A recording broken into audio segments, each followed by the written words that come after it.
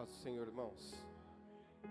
Aproveitando que os irmãos estão de pé, abra sua Bíblia comigo em João, capítulo de número 13.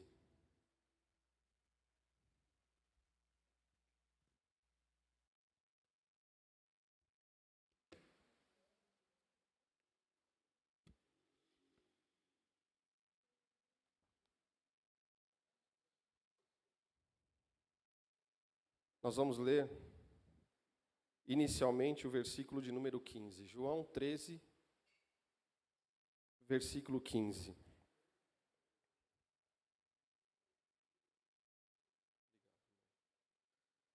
João 13, 15 diz assim: porque eu vos dei o exemplo, para que como eu vos fiz, façais vós também. Fecha os teus olhos. Senhor Deus querido, Pai eterno, mais uma vez entramos na Tua presença nesta noite. Nos rendemos aos Teus pés, ó Pai, porque só Tu és Deus, só Tu és Senhor, só Tu conheces o nosso coração e só Tu podes falar, esquadrinhar e nos dizer o Teu querer e a Tua vontade. Por isso, neste momento, Senhor, nós engrandecemos o Teu nome e pedimos, ó Deus, que o Teu Santo Espírito fale conosco, em nome de Jesus. Amém. Os irmãos podem se assentar. Eu quero falar com os irmãos nessa noite sobre este exemplo que Jesus nos deu, neste capítulo que nós vamos ler mais à frente. Jesus, nós vamos comemorar o nascimento dele na semana que vem. Alguns dizem que, essa é uma festa pagã, por que comemorar e dar presente e tal? A gente tem inúmeros motivos para comemorar o nascimento de Cristo. E para comemorarmos todos os dias de nossas vidas. O dia 25 é só mais um que a gente vai comemorar. Porque ele nos dá exemplo. E hoje eu quero falar sobre como salvar uma relação. Um relacionamento. Em uma época em que nós estamos vivendo, onde tudo ao nosso redor nos convida a nos dividir. Criam muros, criam barreiras, e nós nos nomeamos como eles e nós. Esses dessa posição política e aqueles daquela posição política. Aqueles que têm essa cor e aqueles que têm aquela outra cor. Aqueles que pensam desta maneira e aqueles que pensam daquela outra maneira. Numa época em que o mais fácil é estar dividido, Jesus estabeleceu um reino onde a divisão não é uma opção. Um reino onde a nossa credibilidade está ligada, diretamente ligada à nossa unidade, aparentemente impossível. E quando Jesus estava ali naquela última ceia, com seus discípulos, com lágrimas nos olhos, sabendo que ele teria apenas mais algumas horas para ser crucificado, e tratando de cuidar do grande problema da humanidade, que é o pecado, porque ele veio para morrer por nós, para nos livrar do nosso pecado. Ele olhou para aquele grupo de discípulos com quem ele caminhou por 3 anos e lembrou de cada momento que viveram juntos, de cada momento em que eles discutiam entre eles, onde eles competiram para ver quem era o mais importante entre eles. E eles tiveram momentos em que se confrontaram uns com os outros. E eu imagino que Jesus pensou da seguinte maneira: eu vou morrer, esse grupo vai se desfazer, vai para cada um para um lado, e aqui vai terminar o movimento, o plano, o projeto que eu comecei. Estas pessoas estão divididas. E então, eu creio que Jesus pensou, eu preciso deixar alguma coisa para eles nessa noite. Eu preciso impactar o coração deles hoje. E algo tão impactante em suas almas, que é tão poderoso, que esses grupos de discípulos, se eles quiserem se dividir, se eles quiserem se separar por qualquer estupidez, eles se lembrem do que aconteceu nessa noite, que eles se lembrem do que aconteceu hoje, e que quando eles se lembrarem, isso os tornem unidos. Então, Jesus não disse algo, Jesus fez algo. Ele fez algo que eu acredito ter salvado todo o movimento cristão, o cristianismo, desde aquela época até hoje. Eu acredito ter o poder de salvar as nossas vidas, as nossas famílias, a igreja de Cristo, ainda hoje. E sabe o que ele fez? Me acompanhe na leitura de João, no capítulo 13. Diz assim: ora, antes da festa da Páscoa, sabendo Jesus que já era chegada a sua hora de passar deste mundo para o Pai, como havia amado os seus que estavam no mundo, amou-os até o fim. E, acabada a ceia, tendo já o diabo posto no coração de Judas Iscariotes, filho de Simão, que o traísse, Jesus, sabendo que o Pai tinha depositado nas suas mãos todas as coisas, e que havia saído de Deus, e para Deus ele ia, levantou-se da ceia, tirou as vestes, e tomando uma toalha, cingiu-se. Depois deitou água numa bacia e começou a lavar os pés aos discípulos e a enxugá-los com a toalha que estava cingido. Aproximou-se, pois, Simão Pedro, que lhe disse: Senhor, tu lava-me os pés a mim? Respondeu Jesus e disse-lhe: o que eu faço não o sabes tu agora, mas tu o saberás depois. Disse-lhe Pedro: nunca me lavarás os pés, jamais. Respondeu-lhe Jesus: se eu te não lavar, não tens partes comigo. Se eu não te lavar, não tens parte comigo. Disse-lhe Simão Pedro: Senhor, não só os meus pés, mas também as minhas mãos e a minha cabeça. Disse-lhe Jesus: aquele que está lavado não necessita de lavar, senão os pés, pois no mais todo está limpo. Ora, vós estáis limpos, mas não todos, porque bem sabia ele quem o havia de trair. Por isso disse: nem todos estáis limpos. Depois que lhes lavou os pés e tomou as suas vestes e se assentou outra vez à mesa, disse-lhes: entendeis o que vos tenho feito? Vós me chamais mestre e senhor, e dizes bem, porque eu sou. Ora, se eu, senhor e mestre, vos lavei os pés, vós deveis também lavar os pés uns aos outros. O que acabamos de ler aconteceu há mais de 2000 anos atrás, em um contexto judaico, onde eles tinham que caminhar longos dias a pé. E eles saíam de um lugar que parecia ser perto para outro tão longe, por estradas que não tinham asfalto, não tinham cimento, não eram estradas pavimentadas, eram cheias de poeira no verão, e no inverno eram lamacentas. E aquelas pessoas que tinham que caminhar por aqueles caminhos longos, eles não usavam sapatos como nós usamos hoje, sapatos fechados. Eles usavam uma espécie de sandália, que parte do seu corpo, dos seus pés, ficavam expostos. E quando eles chegavam a uma casa, os judeus comungavam uns com os outros à volta da mesa. Eles sentavam-se à volta de uma mesa para terem comunhão uns com os outros. Só que aquela mesa daquela época não eram como as mesas que nós temos hoje.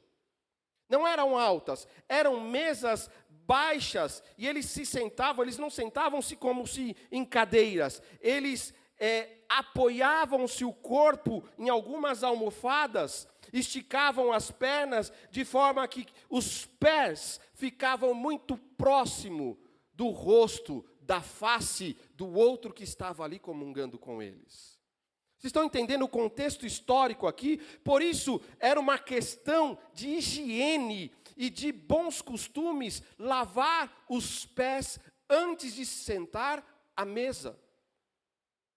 Antes de sentar à mesa da comunhão, por essa razão que em toda a casa de um judeu, em toda a casa judia, na entrada da casa havia uma bacia com água e uma toalha, para que todos que entrassem naquela casa pudessem lavar os próprios pés antes de se sentarem à mesa da comunhão.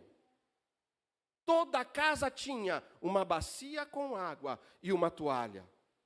Agora, lá no tempo de Jesus, tanto quanto nos tempos de hoje, no tempo de Cristo, haviam ricos e haviam pobres. E os ricos tinham criados, tinham servos. E uma maneira deles mostrarem certo favor aos seus convidados era que o senhor da casa nomeava um dos seus criados com a tarefa de lavar os pés daqueles convidados. Era o lavador dos pés. Ou seja, uma forma pela qual o senhor da casa honrava os seus convidados era nomeando um criado, um servo, para lavar os seus pés. Mas, culturalmente, naquela época, considerava-se lavar os pés de uma outra pessoa uma tarefa tão degradante, tão humilhante, tão baixa, que era designada para o servo, para o senhor mais novo, aquele que não tem tanta experiência, que ocupava uma posição inferior ali na casa daquele senhor.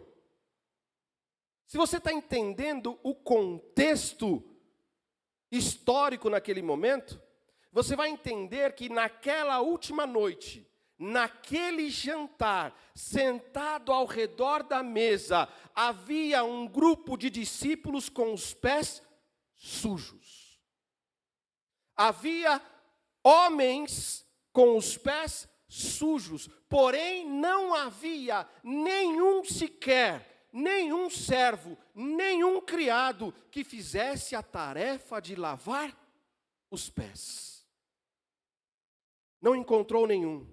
Havia a bacia, havia água, sim, também havia a toalha, mas não havia um só discípulo que estava disposto a realizar a tarefa tão humilhante de lavar os pés da outra pessoa. Tinha tudo, tinha água, tinha bacia, tinha toalha, tinha discípulo, mas ninguém estava disposto a se humilhar e lavar o pé do próximo. Então, Jesus fez algo tão escandaloso. Escandaloso, sim. Não é exagero dizer que aquilo era um escândalo. Você já esteve em algum lugar em que alguém faz algo que não deveria fazer?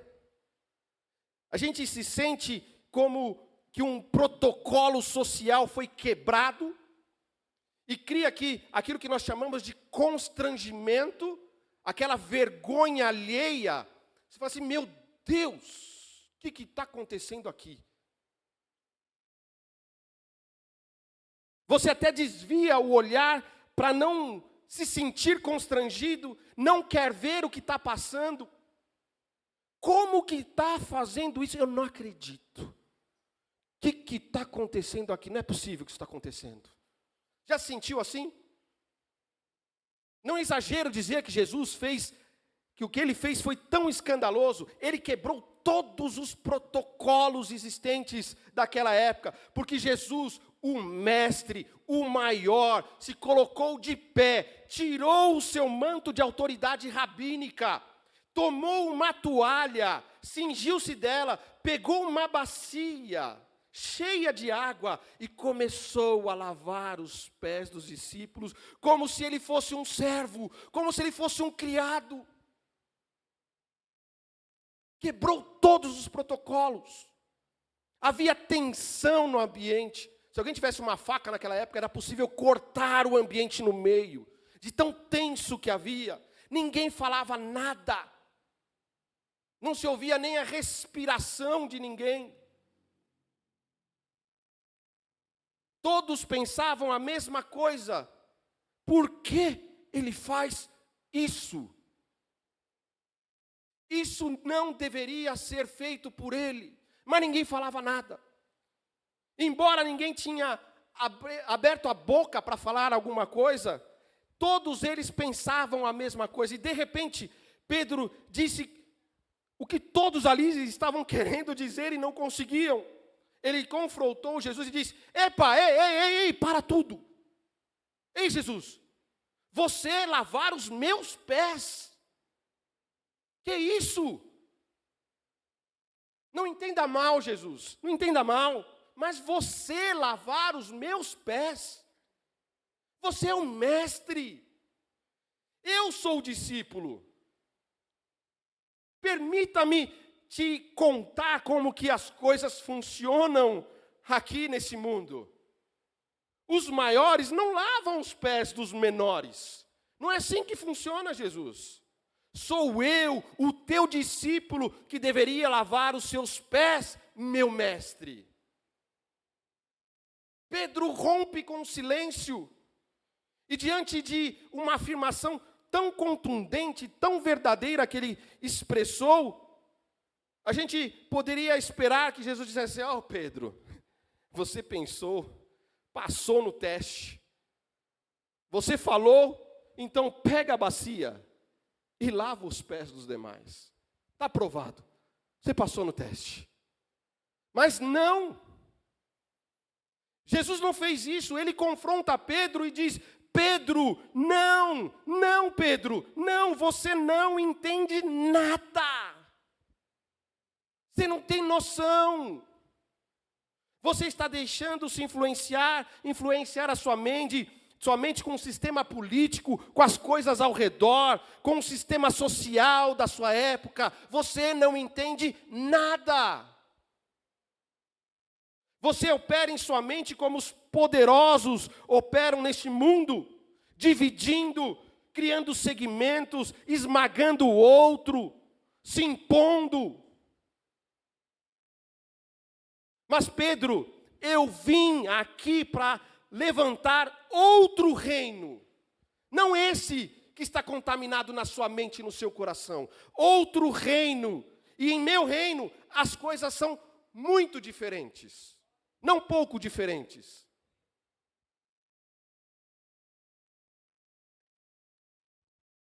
E olhando para Pedro, ele diz: Pedro, eu vou ser claro contigo. Mais claro do que isso não dá para ser. E ele disse essa frase que eu demorei um bom tempo da minha vida para poder entender o segredo da verdadeira unidade. Que depois que eu entendi essa frase, eu despertei e entendi qual é o segredo da unidade. A frase que ele disse foi: Pedro, se eu não lavar os teus pés, você não terá parte comigo.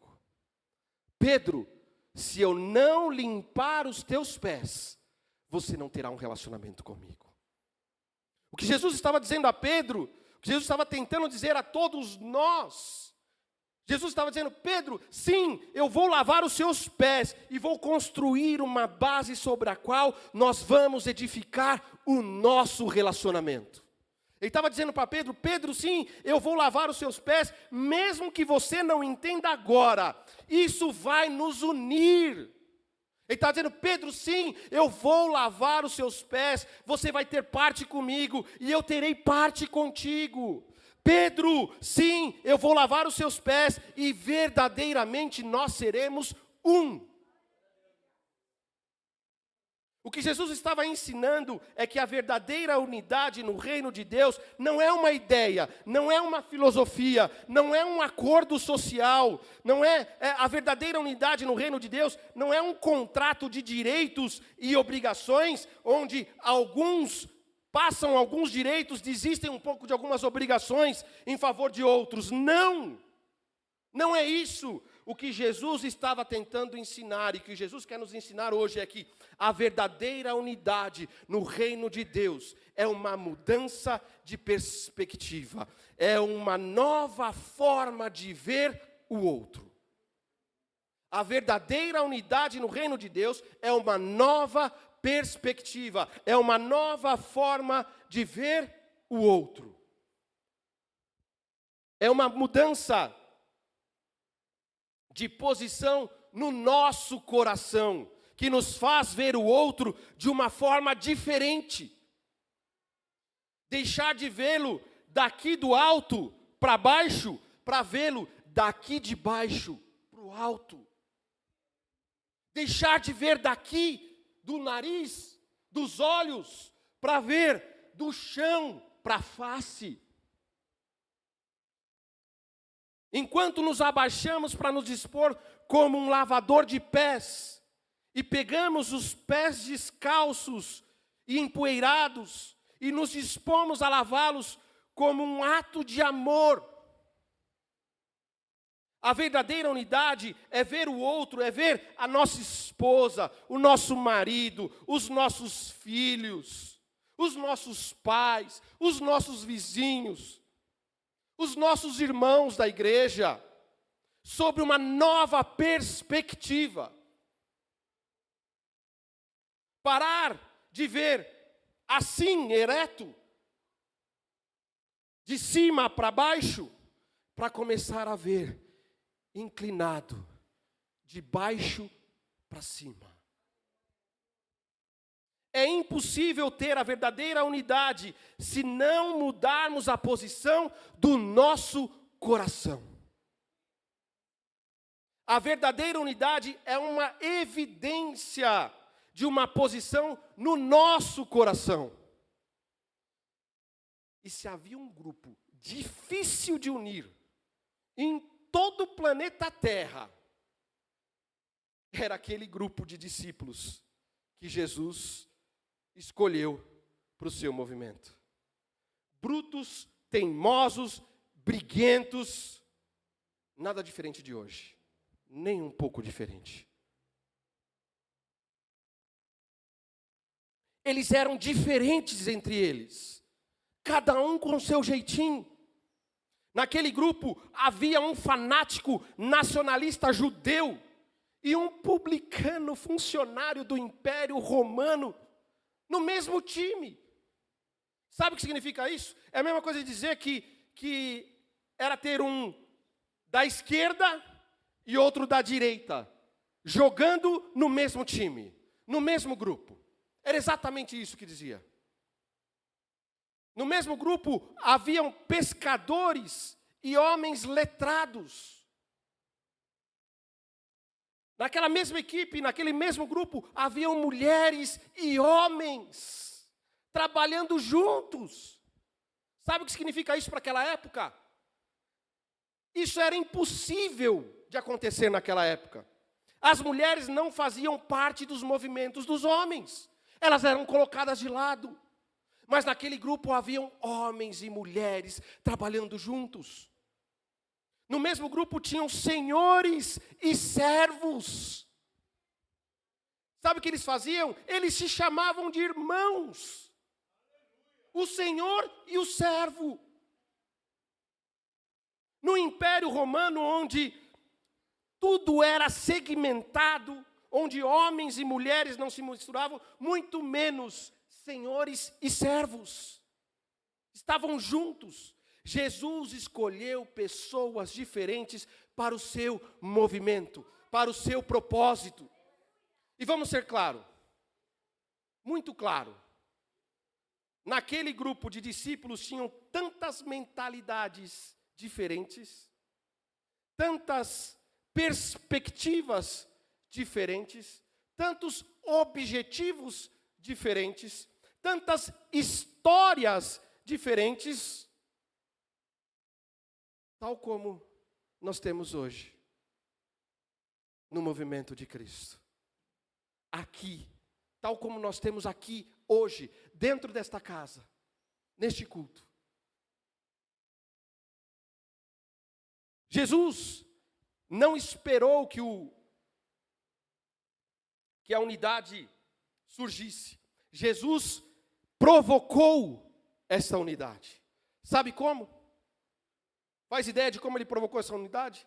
Levantando-se, tirando o manto de autoridade rabínica, cingindo-se de uma toalha para lavar os pés dos seus discípulos. E ele nos ensina qual é a maneira pela qual nós, você e eu, podemos promover a unidade em nosso casamento, que está à beira de um divórcio, em nossa família, onde nós não falamos uns com os outros, entre os pais e filhos, entre os irmãos, entre os tios, entre os avós. Em nossa igreja, onde pode estar se formando uma divisão, porque temos outra maneira de ver as coisas. Em nossa nação, que há tensões separando, muitas vezes alimentadas pelos mesmos políticos de sempre, para nos dividir, porque para eles a divisão é a maior vantagem que eles têm. Jesus nos ensinou que nesse movimento que ele iniciou, nós lavamos os pés uns dos outros. Jesus, quando ele terminou de lavar os pés dos seus discípulos, eles saíram daquela sala unidos, mas continuavam não sendo iguais, diferentes. Unidos, mas diferentes. Sabe por quê? Porque a verdadeira unidade no reino de Deus é a unidade na diversidade. E a unidade apesar de sermos diferentes. Neste mundo que nós vivemos, para a gente fazer parte de um grupinho, para a gente estar unido, nós precisamos ser igual. A gente procura um grupo que eu tenha mais afinidade, que tenha muito mais coisas iguais do que diferentes. Nesse mundo, para sermos aceitos, precisamos ser igual, mas no reino de Deus, nós somos diferentes. E eu observei nessa passagem 3 movimentos da alma que a gente pode fazer para salvar qualquer tipo de relacionamento.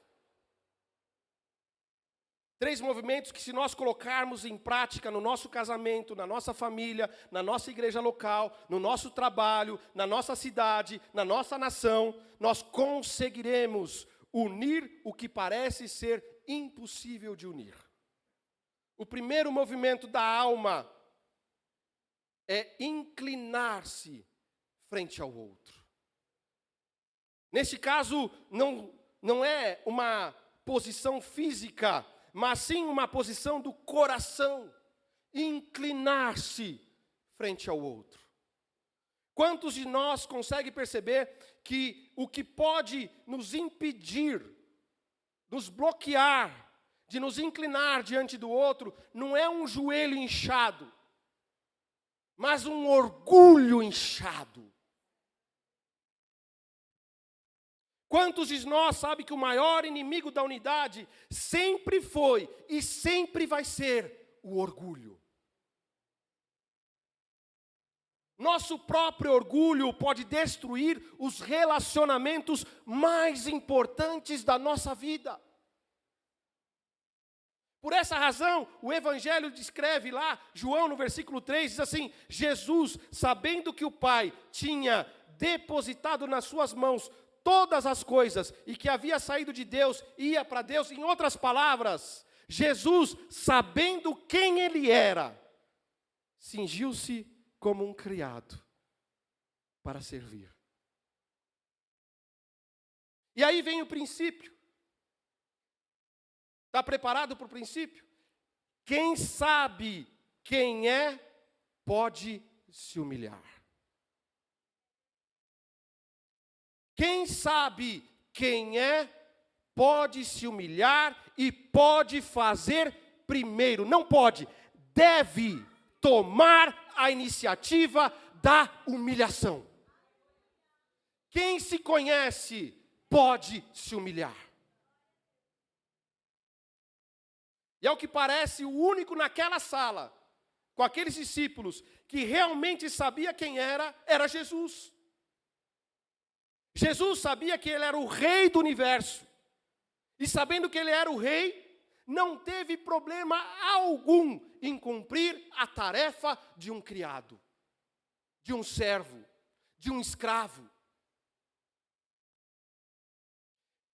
Jesus sabia que o Pai havia lhe dado toda a autoridade no céu, na terra e no inferno em suas mãos. Mesmo assim, com essas mãos cheias de autoridade, ele limpou os pés imundos dos seus discípulos. Quando nós sabemos quem somos, nós não precisamos provar nada. Quando você sabe quem você não precisa provar nada para ninguém. Vocês devem ter percebido, assim como eu, que todos os conflitos nos casamentos, nas famílias, nas igrejas, nas comunidades, nas nações, derivam de pessoas que querem provar algo. Todos os conflitos começam com pessoas que querem provar algo. E eu percebi o quão perigoso é que um cristão que tem problemas de identidade, porque quando a pessoa não é definida por dentro, ela quer sair por aí manifestando por fora. Olha o perigo de um cristão que não sabe quem ele é no reino de Deus. Então essas pessoas, elas querem provar e demonstrar quem tem razão, quem é mais justo, quem tem a verdade, quem é o melhor, quem é o mais poderoso. Querem demonstrar, querem provar e seguem tentando demonstrar e provar. E de tanto tentar provar, só conseguimos provar que somos complexados. Porque quem está tentando provar é porque realmente não sabe quem é por dentro. Vive de complexos. Quem sabe quem é não precisa provar nada. Aquele que sabe quem é pode se humilhar. O Senhor nos ensina que podemos ter ocasiões em nossas vidas que o nosso orgulho destrói as relações mais importantes da nossa vida. Ele quer edificar e o nosso orgulho destrói. Ele quer unir e o nosso orgulho divide. Muitas vezes nós nos colocamos em discussão, em brigas, para tentar demonstrar, provar algo. Porém, nós podemos acreditar que estamos ganhando a discussão, mas na verdade, na realidade, nós estamos perdendo o coração do outro. Muitos de nós aqui estamos percebendo que pensamos que estamos ganhando, mas na verdade nós estamos perdendo o coração daquela pessoa que é querida, que é amada. Pensamos estar ganhando o embate, mas na verdade estamos perdendo o coração da outra pessoa. A única maneira de nós nos tornarmos e mantermos unidos é nos humilharmos. Se o orgulho levanta, as relações se dividem. É muito fácil parecer humilde diante de um público onde ninguém nos conhece de verdade.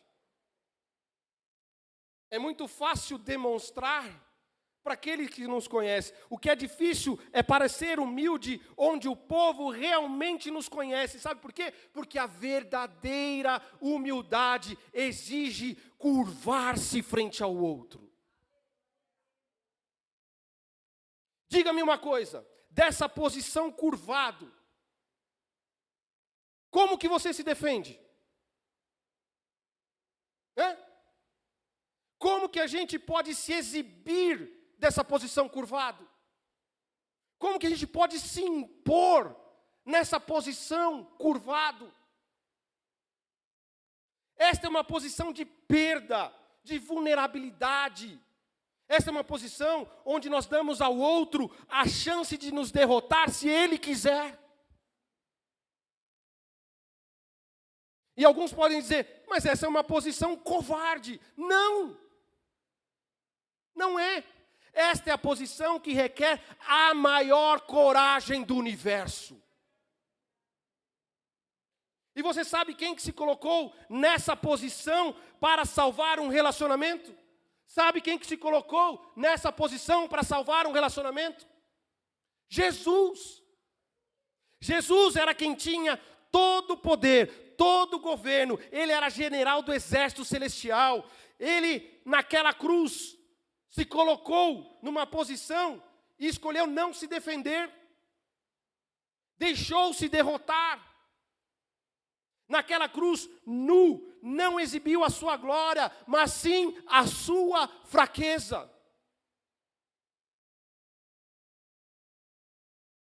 E nós sabemos quem era Jesus. E sabemos que se ele tivesse sussurrado, só sussurrado, já basta.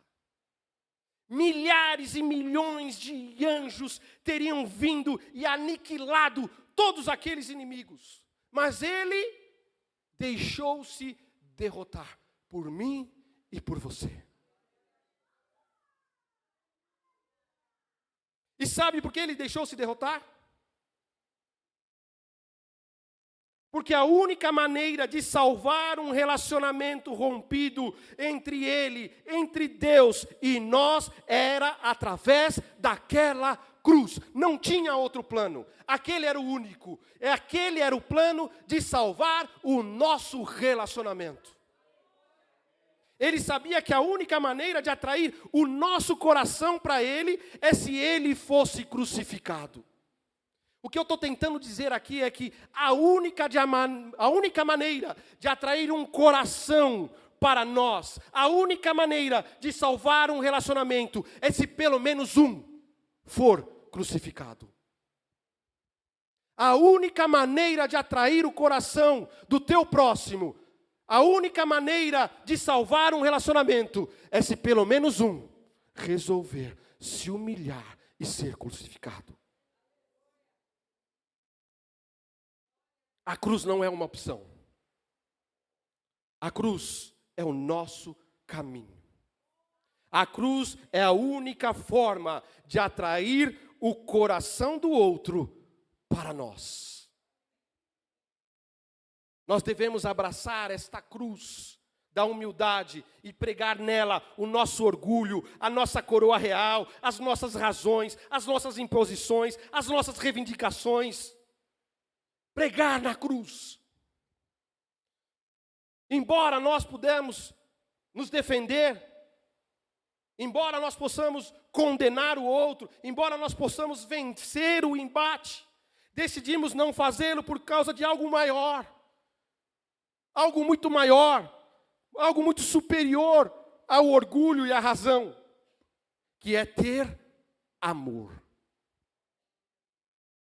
Ter amor. Isso é superior a tudo.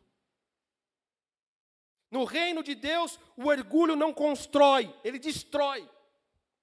Deus está fazendo uma oferta para nós nesta noite, para todos nós. Ou nos humilhamos, ou Ele nos humilha.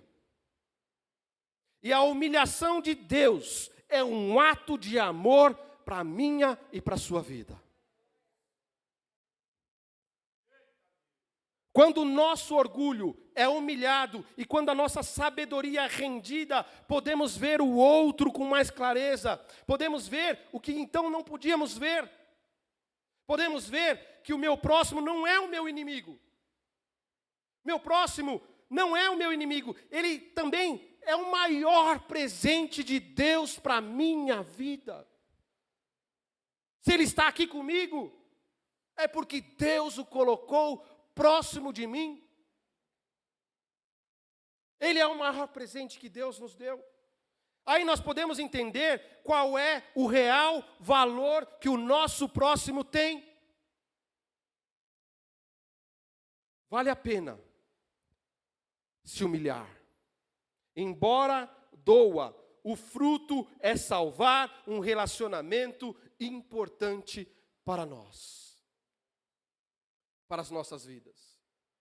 Mas cuidado, quando uma nação se torna orgulhosa, nós vemos isso na Bíblia, Deus traz aguilhões para subjugar o orgulho e nos trazer de volta uns para os outros.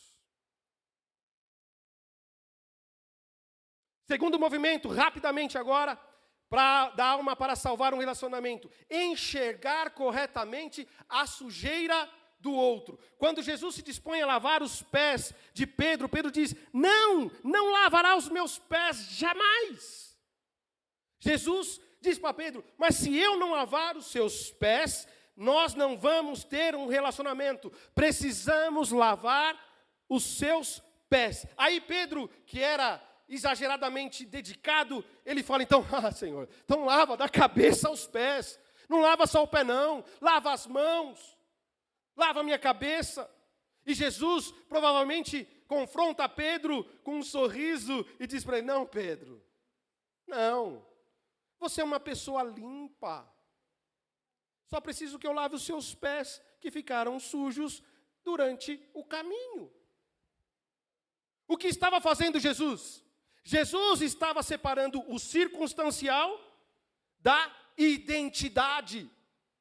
Ele estava separando os pés de Pedro do coração de Pedro. Ele estava dizendo a ele: seus pés estão sujos, é verdade, a poeira, mas o seu coração está limpo, Pedro. Ele separou as circunstâncias da identidade, separou os pés do coração. Como nós agimos tão diferente? Quando nós vemos os pés sujos de outra pessoa, o que é que nós fazemos? O mais fácil é ver os pés sujos das pessoas mais próximas. E aí, o mais difícil é ver os pés sujos e entender que são os pés e não o coração. Quando nós olhamos os pés sujos de alguém, uma atitude ruim, uma olhada meio torta, uma resposta atravessada, o que a gente faz? A gente fala: bom, isso é circunstancial. Ele deve estar passando por um momento difícil. Ele está com os pés sujos só. É isso que a gente faz? Não. A gente fala: ele está sujo. Vemos os pés sujos de alguém e emitimos o juízo contra o coração. Vemos as circunstâncias e definimos como uma identidade. Damos nomes às pessoas com a sujeira dos seus pés. Misturamos tudo, fazemos um balaio e julgamos. Tentamos entender e enxergar o porquê e colocamos o motivo no coração, não nos pés. O que eu estou tentando dizer é que se nós estamos andando por aí com uma lupa, sempre olhando para os pés e avaliando os pés pelo partido político, pelo quem votou nesse ou votou naquele, pelo que disse um ou disse o outro, pelo que fez um ou fez outro, é hora de nós entendermos que no reino de Deus não se distribuem lupas, se distribuem toalhas. Nós não fomos chamados para ser críticos de pés, nós fomos chamados para sermos lavadores de pés.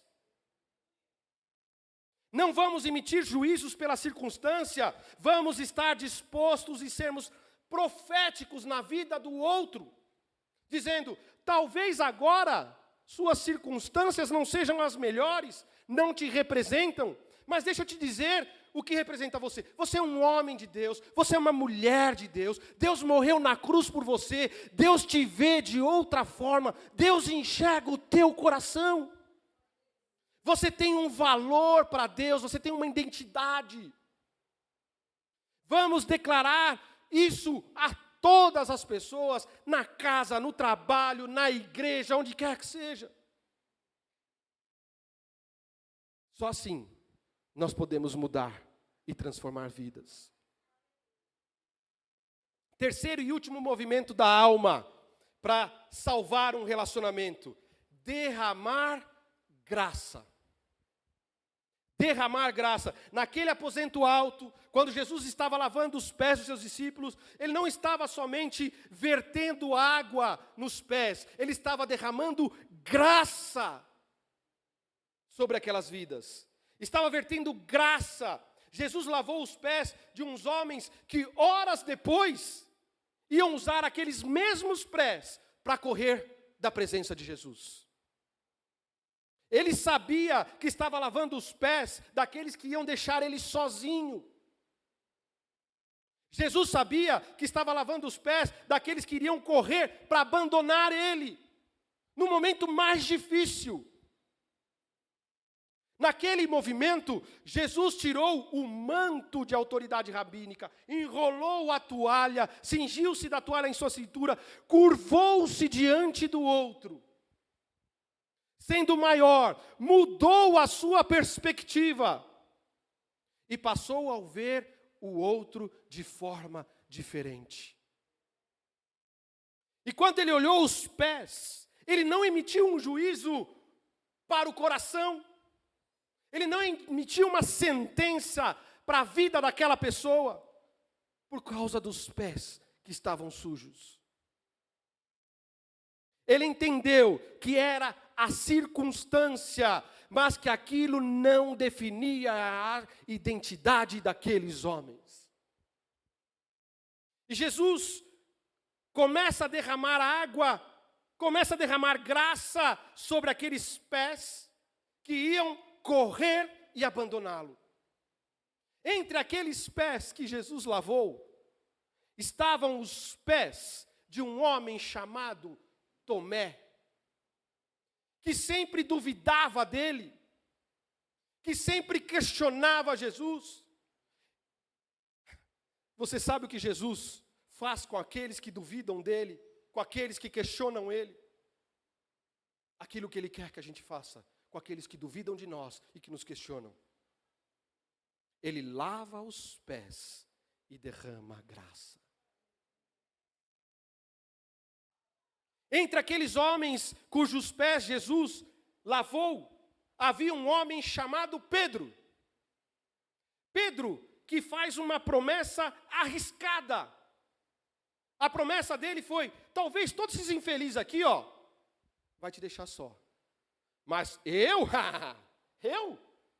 não, eu morrerei por ti. E quando veio o problema, não só não morreu por Cristo, mas ele negou a Cristo não uma, não duas, mas 3 vezes. E você sabe o que Jesus faz com aqueles que não cumprem as suas promessas? Aquilo que ele quer que nós façamos com quem não cumpre as promessas conosco. Lava os pés e derrama graça. Por mais louco que pareça, entre essas pessoas que Jesus lavou os pés, havia um homem chamado Judas. Judas, que era seu amigo, seu discípulo, a quem dedicou 3 anos caminhando junto, deu-lhe confiança, mas que ia traí-lo. Por algumas moedinhas de prata, iria entregá-lo com um beijo traidor. E você sabe o que Jesus faz com aqueles que o traem? O que Ele quer que nós façamos com aqueles que nos traem? Lava os pés e derrama a graça. E depois deixa ele ir. O que eu estou tentando dizer é que todo relacionamento precisa assumir desde o início que vão haver dúvidas, que vão haver promessas não cumpridas, que até algum tipo de traição pode acontecer. Precisa assumir agora que se esse relacionamento vai valer a pena para você, assuma que todos esses relacionamentos vão ter problemas. Mas assuma não no calor do momento, agora, antes de acontecer, antes que aconteça algo ruim. Que essa relação é tão boa para mim, que é tão importante, e que a única opção que eu vou ter é liberar o perdão. Antes de acontecer, eu decido. Esse relacionamento é bom para mim, então o perdão já está liberado. Jesus estava dizendo àqueles discípulos que mais tarde iriam traí-lo, que iriam usar aqueles pés para correr da presença dele. Ele dizia: eu sei que vocês vão me trair, eu sei que vocês vão me deixar só, eu sei que vocês vão me abandonar, mas vocês sempre podem voltar.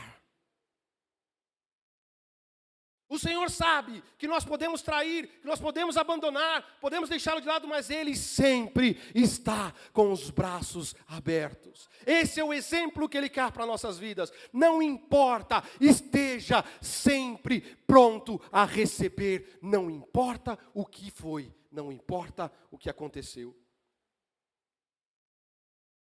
Creio que isso é o que nós precisamos entender, e que o que todo relacionamento, ele implica que o outro, a outra parte, vai falhar contigo de alguma forma.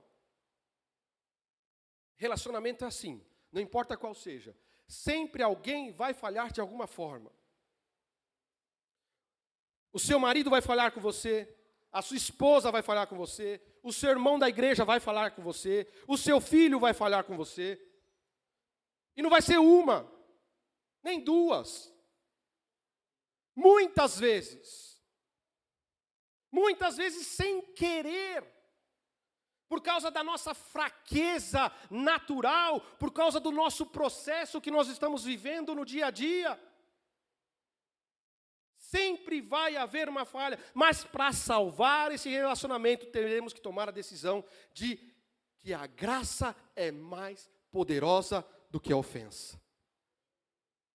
A graça é mais poderosa do que a ofensa. E assim, vai doer. Eu sei que vai doer quando você falhar comigo, mas a graça é suficiente porque eu decidi que esse relacionamento vale a pena. Então eu tenho graça para verter.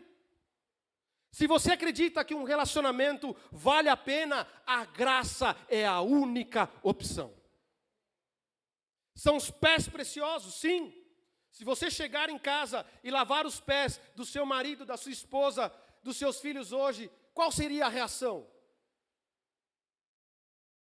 Eu sei que existe conflito em todas as igrejas. E se nós começássemos a lavar os pés uns dos outros, consegue enxergar como seria? Eu sei que todas as nações existem tensões, guerras. Como seria se toda a igreja de Cristo começassem a lavar os pés uns dos outros nesse exato momento? Que mudança no mundo teria? Não estou falando de algo físico, tanto quanto eu estou falando de uma atitude do coração. Número 1, para encerrarmos, que o nosso orgulho não governe. Primeiro movimento, curvar-se. Número 2, ver corretamente a sujeira do outro, não fazendo julgamentos pelas circunstâncias, mas vendo as pessoas como Deus as vê. E número 3, derramar a graça, porque sem dúvidas vamos falhar, mas o perdão é a única opção. Feche os teus olhos, curve a tua cabeça. Pai Santo, Deus bendito, mais uma vez entramos na tua presença nesta noite, Pai. Entendendo a tua voz, nos curvamos aos teus pés e pedimos, Senhor, que tu venhas nos renovar. Renova-nos, Senhor. Nós já não queremos ser iguais, Pai. Põe em nós o teu coração. Tudo que há dentro de mim, que não condiz contigo, Pai, tira, Senhor. Tudo aquilo que está impedindo o meu relacionamento contigo, tira de dentro de mim, ó Pai. Esvazia o meu coração, todo o orgulho, derrama no chão, ó Pai. Tira de mim tudo aquilo que está criando barreiras e divisões dos relacionamentos por onde quer que eu passe, ó Pai. No meu trabalho, na minha casa, no meu lar, na minha igreja, Senhor. Pai querido, faça de nós, homens e mulheres, novas na Tua presença. Senhor amado, nós rasgamos o nosso coração na Tua presença. Nós nos humilhamos diante de Ti, para que Tu sejas Cristo em nós. Pai queridos, nós decidimos nesta noite a mudar a perspectiva do nosso coração. Pai querido, nos ensina a nos entender, a nos conhecer, a saber quem somos na Tua presença, para que nós possamos tomar sempre a iniciativa de se humilhar, pois nós nos conhecemos. E principalmente, o Senhor nos conhece. Nós nos derramamos em Teus pés. Toma nossas vidas e nos renova, Senhor, em nome de Jesus. Amém, Pai.